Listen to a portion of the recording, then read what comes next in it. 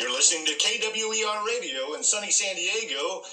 That's 69 on your AM dial. I'm your host, Dick Ryder, and we're having a special theme call-in show today. Callers asking callers to call in and tell us about a special event in their lives, an anniversary, or when they told their parents who they truly love. Oh, I see our lines are already lit up. Who's our first caller? Oh, hello, Mr. BJ. This is Ruth Polk. Now, Ruth, you know we don't use last names on the radio. Oh, Mick, everyone knows who I am. That's probably true by now. Well, Ruth, what are you calling in to share with our listeners today? Well, I would like to share a memory that I have of my husband, Edgar Polk, and I's 60th wedding anniversary.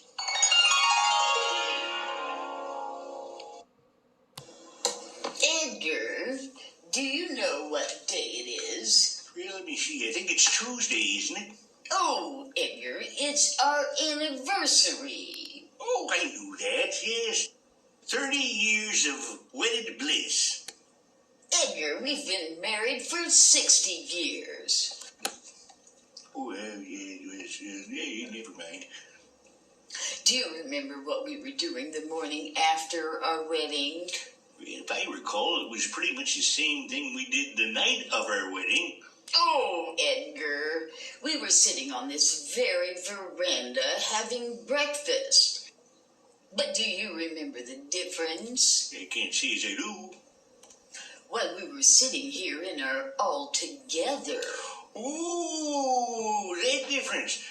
Yes, that was a bit different, all right. Well, I think it would be befitting of us to celebrate our anniversary in the same manner. I don't think you mean... Oh, you don't mean... I'll be right back. Ooh, hot diggity. Here's your breakfast. Would you like some more coffee, Mr. Polk?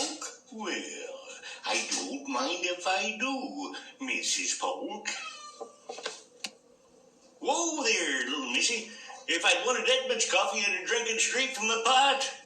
Now you be still and eat your breakfast. What is this? This is not cream of wheat. It's oatmeal, dear. You know how you need your fiber. I wanted cream of wheat. Well, all right.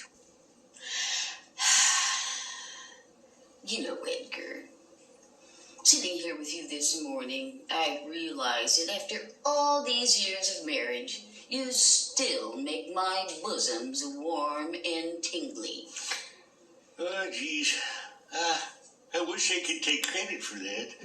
But I have to tell you, it's probably because one of your bosoms is in your coffee and the other's in your oatmeal.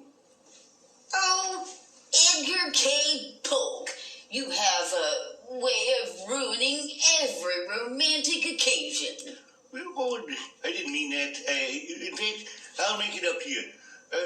You know how poor we were when we were first married? Oh, we were indeed poor. We lived in such a small house, we had to go outside to change our mind. Absolutely, poor as church mice. Yes, we were. We've done all right, though, haven't we? We sure have. All right, well, I'm telling you right now, you remember how you wanted to go on a honeymoon, and I told you we couldn't afford it. Yes. And you remember what you wanted to do? Yes, dear, I wanted to take a train trip. And that's what you're gonna get. What? Yes, I'm taking you on a train trip around the country, and I'm throwing in a dining car. I'm purchasing you one for just you. So I took Edgar up on the train trip, but I didn't take him up on the dining car because I knew he'd want to ride my caboose all the way.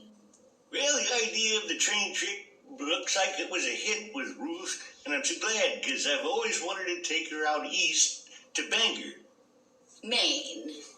So much to my surprise, the trip to Maine didn't work out so well, and, well, Ruth insisted that I was heading for Blue Ball.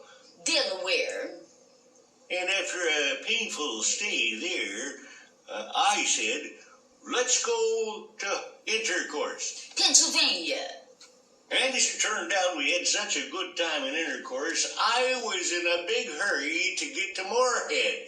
North Carolina. And And then there was coming. Georgia. But that left a bad taste in Ruth's mouth, and so off the blue ball again.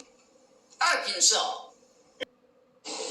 I'm sorry to interrupt your story, Ruth, but my producer is telling me we have to pause for a brief station identification. You're listening to KWER Radio. That's Queer Radio on 69 on your AM dial. And now back to you, Dick. We've been listening to the fascinating remembrance of a 60th anniversary trip by Edgar and Ruth. And now on to the climax. Michigan. And I know why I married this woman, because she forgave me, and next thing I know, I was in a spread eagle.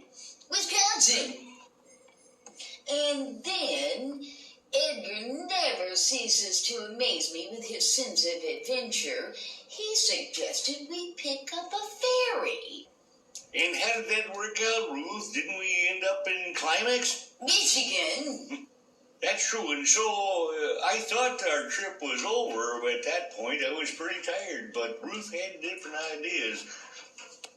I sure did. I insisted that for once in my life I experienced French lick.